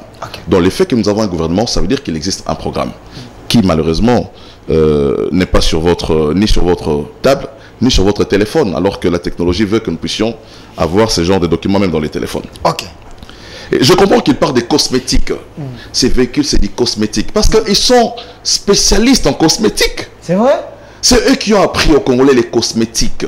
La poudre aux yeux. Avec tous les programmes qu'ils ont présentés aux Congolais, qui étaient en réalité que ils nous ont fait miroiter les ciels, alors que le Congolais n'a même pas vécu... il a vécu plus que l'enfer avec les régimes de M. Yolama. C'est ça la vérité. Donc, étant habitués aux cosmétiques, des Photoshop, comme on l'a dit ici, des trains, des Photoshop, des métros, comme vous avez présenté, c'était du cosmétique. En réalité, il n'y a rien. Qu'est-ce qu'on peut retenir des 5 chantiers aujourd'hui? Rien du tout. Qu'est-ce qu'on peut retenir de la révolution de la modernité? Rien du tout. On a agrandi le boulevard. Je vous donne un fait. Hein. Aujourd'hui, c'est tout le monde qui passe. Les boulevards. C'est tout ce que vous retenez. Non, les 5 chantiers aussi. 5 chantiers, c'était quoi? Luangue, Ponso, c'était hébergement. C'était l'emploi. Zongode, Luangue, voilà. Inga. Et vous cite. Donc, ok. Voilà. Il dit, ces entreprises n'existent même pas, tout ça. Qui va coordonner tout ça? Mais à quoi ça sert le bureau central de coordination BCECO? C'est le BCECO qui coordonne toutes les activités du programme de 145 territoires. Okay. Pour votre information. Notez, M. Benayolama. Nico Faye qui fait un calcul ici, 300 camions divisés par 145 territoires. 2 par province. Non mais, le programme de 145 territoires vise quoi, cher Nico? Ça vise à réduire les inégalités. Quand on dit inégalité, ça veut dire qu'il y a des provinces, il y a des territoires qui sont plus développés que les autres. C'est pas 300 divisé par 145 territoires, pas du tout. Il y a des territoires qui vont peut-être pas bénéficier de ces programmes, tout simplement parce que ce sont des territoires qui sont un peu avancés plus comparativement aux autres. En évolution. Donc ce calcul-là ne tient pas. C'est pas calcul mental à l'école. 300 divisé par 145, vous donnez les nombres. Pas du tout. Ok. En ce qui concerne la diplomatie, faut-il croire? Faut-il croire encore? Faut-il croire? Ok. Je dis, dans la diplomatie, il y a 2 aspects. Il y a le chef de l'État qui constitue l'image du Congo, mais d'un autre côté, il y a les pays qui sont visités dans le cadre de la collaboration avec le Congo. Le problème de la diplomatie, c'est aussi les répondants. Ce n'est pas seulement le problème du Congo. Okay. Les répondants. Nous faisons ce que nous devrions faire. Donnez-moi la photo du chef de l'État. Il faut maintenant que le répondant, qui dépend de la bonne foi ou des dispositions des États avec qui nous traitons. Il est clairement établi aujourd'hui que beaucoup d'États sont impliqués dans ce qui se passe à l'Est de la République. Mais dans les termes, en termes des résultats de cette diplomatie qui a été menée par le chef de l'État, aujourd'hui, tout le monde condamne le Rwanda. Okay. Son implication est condamnée par tout. Donc le Rwanda au niveau international, le Rwanda aujourd'hui est indexé. Okay. Mais voilà les résultats de cette diplomatie aussi. Pendant tout le temps, les gens disent qu'il a voyagé, mais il voyage pour quel intérêt? Il voyage pour l'intérêt du Congo. Il voyage trop, il n'y a pas les résultats. Et il voyage pour l'intérêt du Congo. Il faut rappeler ici que Tshisekedi n'a pas connu son premier vol lorsqu'il devient président de la République. Pas du tout. C'est le fils de Tshisekedi quand même. C'est pas les voyages touristiques. Tshisekedi a habité l'Europe. Okay. Tshisekedi connaît l'avion. Il ne découvre pas l'avion quand il devient président de la République. Okay. Et puis ce sont des forums qui nécessitent la présence du Congo, ça néccite la présence de celui qui incarne la nation. Okay. Ce n'est pas Tshisekedi qui convoque les assises dans le monde entier. Mais Kabila ne le faisait pas trop. Ben Kabila, bon, il pouvait le faire, mais pour parler en quelle langue aussi? Vous dites? Il parlait en quelle langue? Kabila parlait en français. Mais Kabila ne parle pas. Nous avons un président, le président Kabila ne parlait pas. Il ne parlait pas parce que... Ne parlait pas. Il ne parle pas. Il ne parle pas. Il ne parle pas. Parce qu'il avait des conseillers. Je ne sais pas. Je ne sais pas. Les gens qui il s'abstenait. Le président Kabila s'abstenait d'être à côté de tout ce monde-là. Il s'ennuyait. Voilà pourquoi il ne promettait pas trop. Et s'ennuyait. Il parle beaucoup, il promet, mais il réalise. J'ai réalisé, j'ai cité tout ce que Tshisekedi a promis, ce qu'il a réalisé. Je l'ai cité ici. Donc, le président Kabila... Il a promis quoi? Il a réalisé quoi? Vous êtes venu en retard, monsieur. Okay. On ne va pas vous répondre. Merci. Donc, je dis, président Kabila, c'était son choix. Il a opéré le choix de ne pas parler. Jusqu'aujourd'hui, Kabila ne parle pas. Merci. Toutes les propos, toutes les positions que les amis du PPRD prennent, ils les prennent sans Kabila. Voilà pourquoi, parce qu'ils ne parlent pas. Les gens les quittent. Tous les jours, les gens commencent à partir parce qu'ils ont un président qui ne parle pas. Ils ne connaissent pas c'est quoi sa pensée, c'est quoi sa philosophie. Et tout le monde s'en va. Merci. Alors, monsieur Nico Faye, arrêtez de faire les selfies. C'est vrai, c'est le beau plateau de la maman nationale. Calmez-vous, vous demandez le micro-cravate. Qu'est-ce que vous voulez en faire? Calmez-vous, calmez-vous. Vous êtes venu en retard. Monsieur Nico Faye, j'aimerais que vous puissiez nous aider parce que on vous appelle homme d'État. Quand Nico Faye parle de l'État, on sent la diplomatie du régime Tshisekedi. Ce qui est vrai, c'est qu'à l'époque de Kabila, on n'indexait pas trop le Rwanda. Mais à l'époque de Félix Tshisekedi, la communauté internationale, tout le monde condamne le Rwanda. Avant que je vous donne la parole, entrons du côté de la réalisation. Donnez-moi la vidéo de France 24. Nous allons revenir sur ces plateaux comme ça. M. Nico Faye va prendre la parole pour défendre le peuple. Le Rwanda fournit des armes, des munitions et des uniformes aux rebelles du M23 pour mener des opérations militaires sur le territoire congolais. C'est ce qu'affirment des experts des Nations Unies dans un nouveau rapport qui n'est pas encore publié, mais que nous avons pu consulter. Alors, ce rapport de plus de 200 pages documente des attaques des localités menées par le M23 dans la province du Nord Kivu. Et les experts onusiens disent avoir collecté des preuves substantielles démontrant l'intervention directe des forces rwandaises en RDC. Alors ces preuves, ce sont des témoignages des habitants des localités attaquées et de la société civile sur place, mais aussi des photos prises sur place et par drone. Alors sur ces photos, on peut voir des munitions utilisées par l'armée rwandaise et récupérées par les forces armées congolaises, mais aussi des hommes portant des uniformes et du matériel connu pour être utilisé par les forces rwandaises. Le rapport documente des faits qui se sont produits entre novembre 2021 et octobre 2022. Alors c'est un rapport très attendu ici à Kinshasa car les autorités dénonçaient depuis plusieurs mois le soutien rwandais aux rebelles du M23. Des accusations qui jusque-là avaient du mal à être entendues. Des sources politiques en coulisses dénonçaient l'inaction de la communauté internationale. Désormais, le Rwanda est aussi accusé par les États-Unis et plusieurs pays européens de soutenir les rebelles du M23. Malgré tout, Kigali continue de nier et accuse à son tour Kinshasa d'instrumentaliser un conflit à des fins politiques. Voilà, merci. Des retours sur ces plateaux. Vous venez de suivre la vidéo de nos confrères de France 24. Là, moi, j'ai dit, le régime Tshisekedi a frappé fort. Cette diplomatie, enfin, nous avons le résultat. Même la communauté internationale s'implique pour dire au monde entier que le Rwanda est derrière le M23. C'est le Rwanda qui agresse la République démocratique du Congo. Là, Tshisekedi et le régime est en train de faire quelque chose, à moins que vous ne puissiez pas être Congolais des pères et des mères et un vrai patriote pour voir et comprendre que le régime est en train de faire quelque chose pour que la RDC retrouve la paix dans sa partie Est. Alors, monsieur Nico Faye, vous venez de suivre. Ça, ce n'est pas nos chaînes à nous, c'est la France 24. Il y a un rapport qui vient de prouver encore une fois de plus que le Rwanda est derrière nous. Et ce n'est pas la diplomatie agissante du régime Tshisekedi. C'est avec beaucoup d'écœurement, consternation, ahurissement, effarement, bouleversement, aidez-nous, de peine que j'entends ce genre de propos venir d'un intellectuel comme vous. C'est-à-dire, moi, tel que je suis là, le tribun, je dois me dire à tous ceux qui me connaissent, nous devons aller prendre un sucré, devons aller prendre le vin, devons aller prendre la bière, parce que France 24 a dit qu'on a reconnu la responsabilité des Kagame. Je dis, c'est quand même une source. Hier, on n'en parlait pas, mais aujourd'hui, Mais hier, d'autres médias internationaux s'y parlent. Hier. Ok. Parce que je suis en train de me poser la question, pourquoi lorsqu'on parle de ce régime, devait toujours vous référer à ce qui s'était passé dans le temps. Mais il faut aussi souligner que dans le temps, le 16 janvier 2001, le 16 janvier 2001, le Congo-Kinshasa était déjà balkanisé.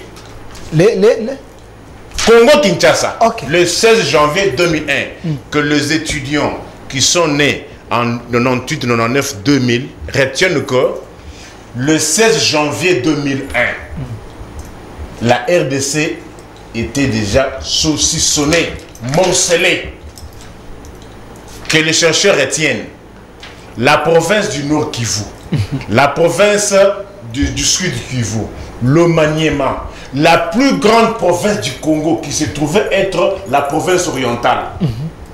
Une partie du Kasaï oriental dans l'ancienne configuration, l'Odja et consort.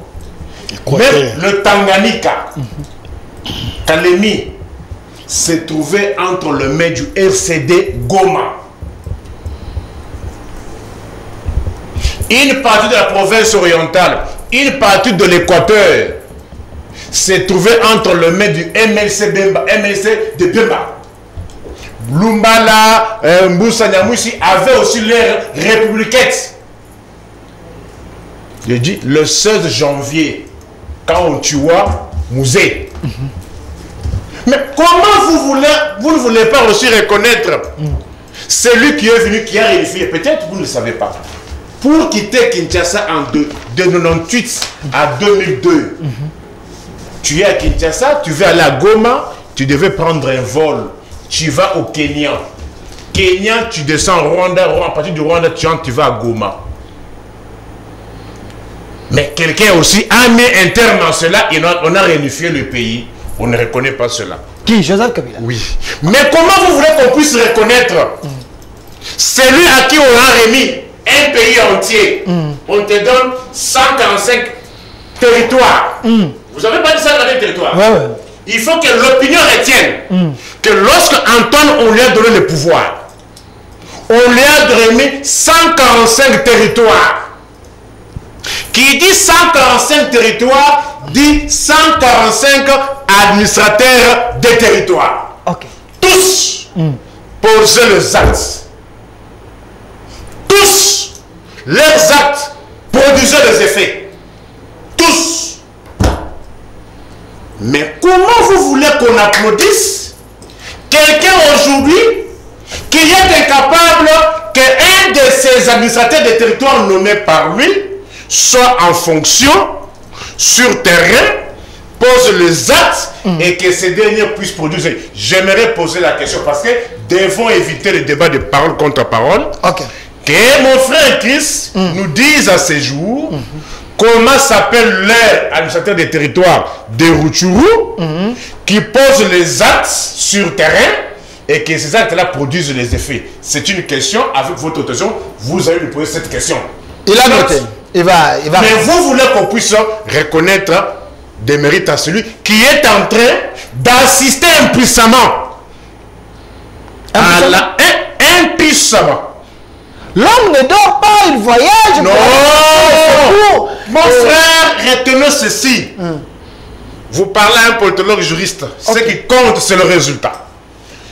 La politique, la diplomatie, c'est comme un match de football.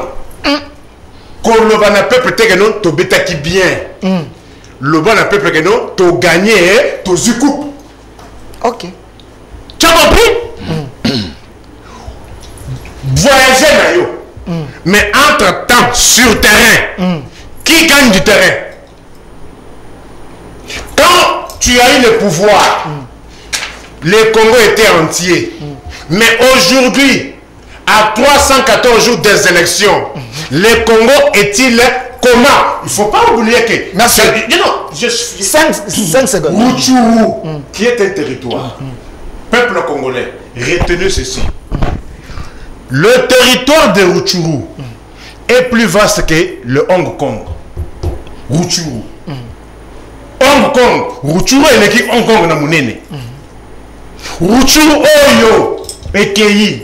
Et ça munene koleka Zanzibar. Qui vous a dit Ekei? Parce que j'ai suivi le porte-parole de l'armée qui dit ils ont récupéré, donc l'ennemi est en débandade. Alors je vais revenir vers vous, monsieur Nico Faye. Vous avez suffisamment de minutes, mais je sais que monsieur Benoît Olama est un nationaliste et un vrai patriote. Sur cette question, vous allez vous séparer.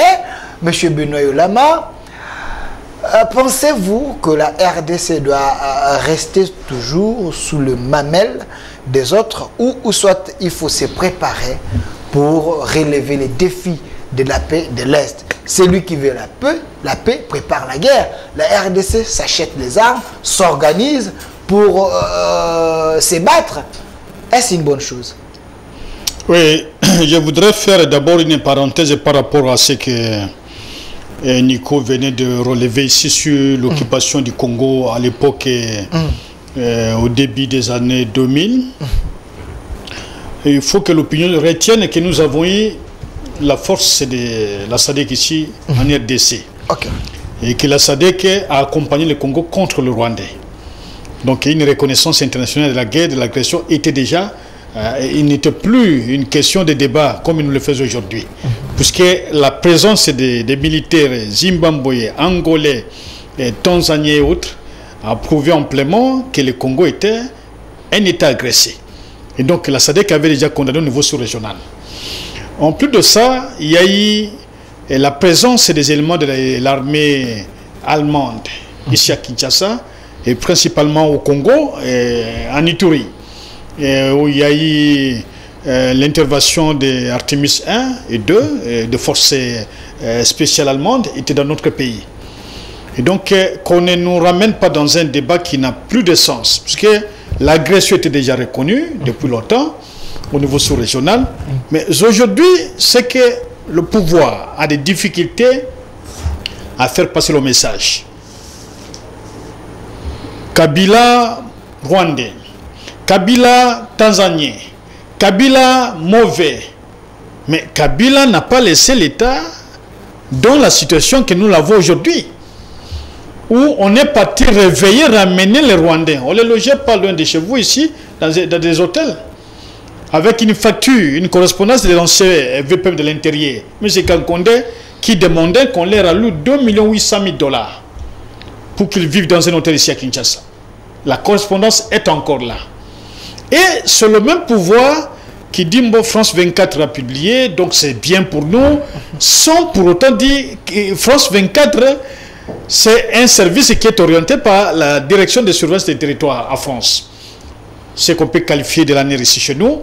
Et quand France 24 fait passer ça, ce n'est pas le premier élément. Il y a aussi TV5 qui avait fait passer des éléments à l'époque du président Kabila, qui attestait le décès de plus de 10 millions de citoyens congolais des effets directs et indirects de la guerre. Mais la France sait que le président français n'est pas très bien accueilli en Afrique présentement et que le président français doit arriver en République démocratique du Congo. Et donc les Français ont intérêt, sur le plan médiatique, à préparer l'opinion congolaise à accueillir leur chef comme on avait accueilli Kagame ici au stade de Martyrs. C'est ce travail-là. Parce que nous n'avons pas la même vision, on ne comprend pas. C'est ça votre compréhension sur l'élément de France 24. C'est ça le travail. C'est une préparation. Tout ce fait, il n'y a rien. Les éléments de service français sont ici à Kinshasa. C'est le jeune ministre Mouyaya qui vous l'avait confirmé. Ils sont là. Et ils font le tour du pays. Ils sont en train de regarder comment les Congolais vont réagir par rapport à la présence française ici chez nous. Mais n'oubliez pas que Jacques Chirac, encore de son vivant, est intervenu pour défendre le Congo, même aux Nations Unies. Alors de quelle agression on veut dire on a fait? C'est lui qui nous a ramené la guerre, qui a mené le Rwandais. C'est le président Chilombo qui avait envoyé les Bisselele, les caméras et qu'on soit il les a trouvés pour faire passer son message sur le plan international. Mais lorsque lui-même dit, lui-même devant les ambassadeurs, qui ne faisait plus confiance et donc aux organisations régionales, mais c'est tout dit. Qui lui a demandé aujourd'hui que l'opinion retienne que le Kenya a quelques territoires qu'il gère à l'est du Congo, le Soudan, l'Ouganda, et même des militaires rwandais dont la composition des États ouest-africains qui sont déjà chez nous. Qui a demandé au président Kabila et qu'il avait même la nécessité, et tu sais que je dirais, pour que nous, notre État, adhère dans une communauté de l'île Otilique. Merci. Qui l'avait demandé? Merci, M. Benoît Yolama. Je vais revenir vers vous parce que vraiment, on est à la fin. Je donne à M. Chris Mukindi ce temps de parole et puis vous allez terminer avec les 30 secondes comme le mot de la fin. Une réaction rapide. Non, mais je dis ici qu'il faut être honnête. Honnête. Ils n'ont même pas répondu à la question que vous avez posée sur la diplomatie du chef de l'État. Mais ils se sont dispersés pour nous dire que le président de la République, c'est lui qui a amené les Rwandais ici. Ah oui. Je rappelle ici que lorsque Mouzet Laurent Désiré Kabila arrive ici, le ministre qui place aux affaires étrangères s'appelle Bizimar Kara. Un Rwandais. Un Rwandais. Ok. Il ne faut pas non plus dissocier le PPRD de l'AFDEL. Mais le ministre rwandais des Travaux publics ici. Lorsque j'entends... Le ministre des Travaux publics rwandais ici. C'est moi qui parle, s'il vous plaît. Je vous ai laissé parler.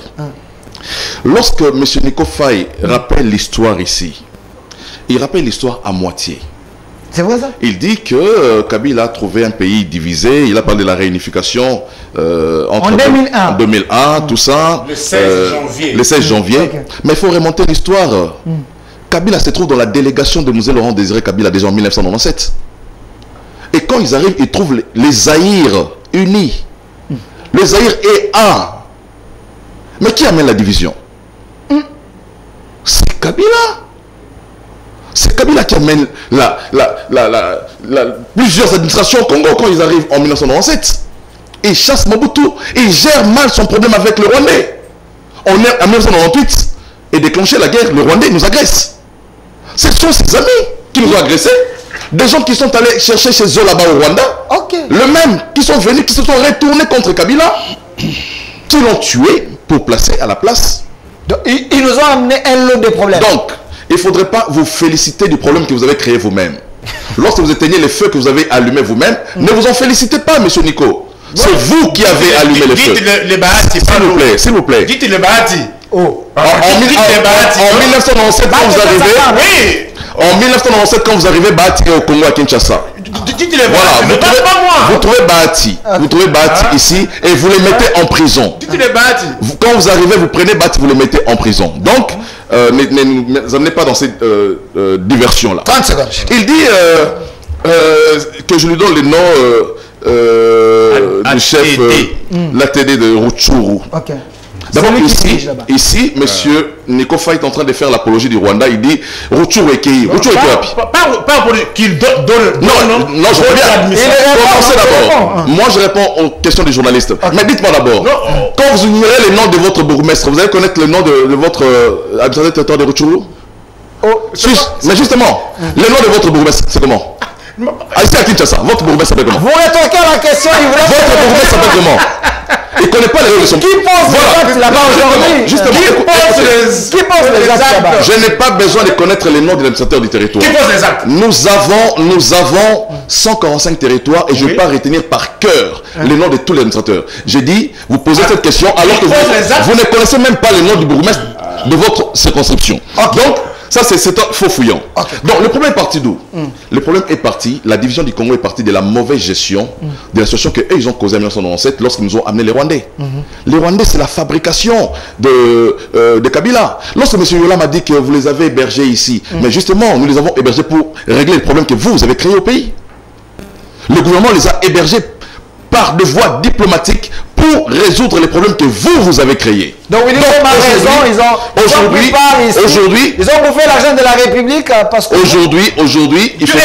Oh, monsieur, mais ça a été reconnu par le ministre lui-même. Ah, okay. Moi, je ne vais pas les nier ici. Ça a été reconnu. Mais on les a hébergés pour résoudre votre problème. Le problème que vous avez créé. Donc, aujourd'hui, dire sur ce plateau ici, les problèmes, c'est qui a amené le Rwandais ici, c'est Chilombo. En tout cas, messieurs, c'est dénaturé. C'est connaître mal l'histoire. C'est c'est dénaturer l'histoire et c'est malhonnête de votre part. Merci, je vais vous donner le mot de la fin, que 30 secondes. On me fait signe là-bas à la fin. Monsieur Nico Faye, respectez M. Benoît Lama. 45 secondes. Lui aussi aura 45 secondes pour le mot de la fin. Monsieur Nico Faye, on retient quoi par rapport à la thématique d'aujourd'hui? Faut-il croire encore à l'actuelle diplomatie du régime Tshisekedi, les programmes des 145 territoires est de la poudre aux yeux, ou ensemble avec le peuple? D'abord, 45 secondes. Citez-moi un seul projet de ce régime qui a réussi. Un seul. Il va répondre. Un seul, qui note un seul. Il va répondre. Au moment où nous parlons, dans les Chopo, les écoles primaires sont en grève. Verviable? C'est la télé, non? Ok. Dans les Chopo, toutes les écoles primaires publiques sont en grève. Dans le Tanganyika, à Kalemie, plus de 1 mois de grève dans les écoles publiques privées, et des écoles primaires publiques. Mais ce gouvernement, on n'a pas de dettes. Mais ils sont en grève. La prime de gratuité, combien? 20 000 francs à Pamba. 6 mois. Kabila a donné combien? Tu sais qu'il donne combien? Kabila a donné combien? Attends, vous êtes, nous disons ceci. Quand ils ont arrivé, quand ce régime de Maïgaud et du RAM est arrivé, il a trouvé les écoles fonctionnelles. Ok. Il n'y avait pas de grève. Merci. Non. 20 secondes. Ils ont trouvé les écoles fonctionnelles. Chutez 20 secondes. Et aujourd'hui, même dans le Lolama, on vient de reprendre la grève la semaine passée parce que certaines écoles ont commencé encore à faire payer les gens. C'est ce que je te dis. Madame Vivi Massouka, on a besoin de la bonne version. Il y avait grève ou pas? S'il vous plaît. La grève a été la semaine passée. Ok. Ils ont trouvé ici, la question que je pose, ils ont trouvé ici avec Congo Airways. Congo Airways, c'est bien Zawapi. Merci, merci. Voici, ils ont trouvé, sur tout le plan, beaucoup de dollars, 160 000, dollars, 225 000. On paie sa réponse. Ok. 20 secondes. Ce régime, vous avez suivi la bataille à la primature. Ah oui. Ils ont trouvé les députés provinciaux. J'ai suivi. Qui ne payent plus. Retenir la source, il n'y a pas. Rétrocession, il n'y a pas. Mais ils détruisent, ils ont trouvé Zando, Babouki Zando. Tu es un Congolais, tu es député provincial, Bafouta Kayote. Tu avais un magasin à Zando, on a détruit. Tu avais une terrasse, Baboumi. Tu avais le funérium, Bakani funérium. Tu vas vivre comment? Merci. Merci, M. Nico Faye, pour ces questions très questionnantes, M. Benoît Lama. 45 secondes. On retient quoi? D'abord, je vais compléter Nico dans ce qu'il vient de dire. Vous complétez toujours, apparemment. C'est la position de la population. C'est plus que ce sont des réalités sociales. Il y a peuple. Réalité du peuple. Ok. Il y a des universités qui ont commencé la grève ici au niveau de Kinshasa. C'est vrai ici? Vous avez entendu avec l'Université pédagogique nationale et l'Université de Kinshasa. Mais moi, je ne là, non? Et toutes les promesses qui ont été faites par le pouvoir n'ont jamais été tenues. Au moment où nous parlons, si vous entendez qu'il y a année blanche dissipée, ne soyez pas étonnés. Nous avions dans l'une de vos productions parlé de détournement de l'argent des stades. L'argent qui a été décaissé pour les travaux au niveau des stades, aujourd'hui, c'est une honte sur le plan international. J'ai vu une vidéo sur sur qui la première fois dans l'histoire du Congo que les clubs congolais vont jouer à l'extérieur du pays. Pour la première fois. Puisque le pays n'a pas de stade homologué à l'intérieur. Mais j'ai vu le Premier ministre Sam avec les autres, et le ministre Lakonde aller voir les travaux. On a changé de choses. On a même changé de choses. Bon, mais ce sont des réalités. Au lieu que nous parlions des histoires de racontars, nous donnons les faits qui sont vérifiables sur le terrain. Nous l'avions dit bien avant, 2 mois. Aujourd'hui, c'est déjà une réalité. Le papa jouer ailleurs. Voilà. C'est une réalité. Et qu'ils le contredisent. 0 but marqué dans Chan pour la première fois à Chan. Un échec du régime. 0 but marqué dans Chan. Chan aurait yibenge là. Mais les lots, 0 but marqué dans Chan. L'ina foot. Et bien, tu as shooté. Merci. Alors, maintenant, monsieur. sur les thèmes que nous avions abordés, il n'est plus question qu'on vienne encore discuter sur la diplomatie, puisque le président lui-même est conscient que la diplomatie a échoué. Il a dit publiquement et que ceux qui sont envoyés, qui toucheraient de l'argent à la présidence, devant les ambassadeurs qu'il avait ici, donc qui est reçu chez Kinshasa pour l'échange de vœux. Et il a dit aussi au niveau chez le président, le prochain président de l'Union africaine, qu'il a reçu, son grand frère, à qui il compte avoir des résultats dans l'avenir. Et il a dit aussi, je crois, une dernière interview sur France 24. Ce sont des sources qui sont sûres, les supports sont là. Et donc, lui-même n'a plus confiance à sa diplomatie, mais il y a encore des gens qui continuent à payer la diplomatie. Merci. Maintenant, la seule option qui nous reste, puisque nous aimons le Congo, nous avions demandé d'arrêter les relations diplomatiques avec l'Ouganda, de quitter la communauté des États ouest-africains, puisque nous ne nous retrouvons pas dans cette histoire, mais il continue à s'en Merci, monsieur Benoît. Il dit à l'opinion qu'il n'y a pas d'opposition, et c'est l'opposition qui lui conseille avoir de la bonne voix. Merci, monsieur Benoît. Vous glissez comme en 2016. Ne glissez pas, on est déjà à la fin. Monsieur Chris Mukindi, 45 secondes. On retient quoi? Faut-il croire encore à la diplomatie actuelle du régime Tshisekedi, le programme des 145 territoires, ou en sommes-nous avec le peuple d'abord? 45 secondes. J'ai à répondre à toutes ces questions, mais je voudrais, pour conclure, je disais à l'entame de cette émission que nos amis devraient se revêtir d'un peu d'humilité. Parce que quand ils parlent sur ce plateau, ils oublient qu'ils viennent de diriger ce Congo, pour lequel ils disent aujourd'hui que les États, ils disent aujourd'hui, les pays, ils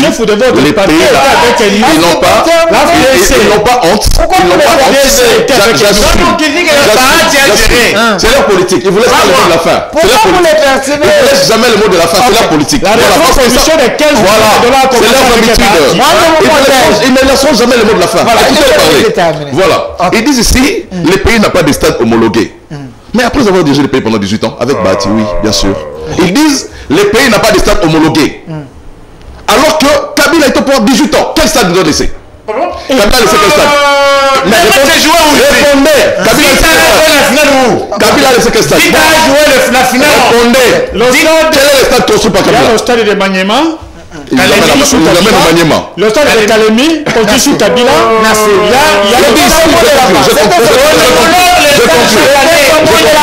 Je conclue. Nico Faye ici, il dit Tshisekedi trouve le taux de dollar à 1600. Kabila, quand il prend le pouvoir, il trouve le dollar à 380 francs. Les dollars. 380 francs, les dollars. Kabila, quand il prend le pouvoir, en 2001, il trouve le dollar à 380 francs, les dollars. Il a laissé à combien? Il a laissé à 1600, après 18 ans. Donc, c'est pas nouveau. Faites le calcul, la proportion, c'est combien de pourcents? Merci. Il dit ici les écoles fonctionnaient avec quoi? Avec la prise en charge des parents, monsieur. Les écoles qui fonctionnaient. Mais nous avons instauré la gratuité. Ah bon? Voilà. Voilà toute la différence. Les Congolais. Voilà toute la différence. Tu incites les Congolais. Laissez-moi parler, monsieur. Vous avez eu votre mot de la fin. Vous n'avez plus parlé. Voilà. Donc, aujourd'hui, il est clairement établi que les amis qui sont en face. Mais les Congo Airways, 18 ans, 3 avions. 3 avions. 18 ans, 3 avions. Billet combien? Et vous en êtes fiers. Billet, vous marchez combien? Et vous en êtes fiers. 18 ans, 3 avions. Qu'est-ce que vous marchez combien? Vous en êtes fiers. Qu'est-ce que vous marchez combien? Vous comptez 310 $. Ça, Monsieur Nico Faye, procureur pour le peuple, merci d'avoir répondu à notre invitation. La conclusion, une autre RDC est possible. Croyez. Au revoir.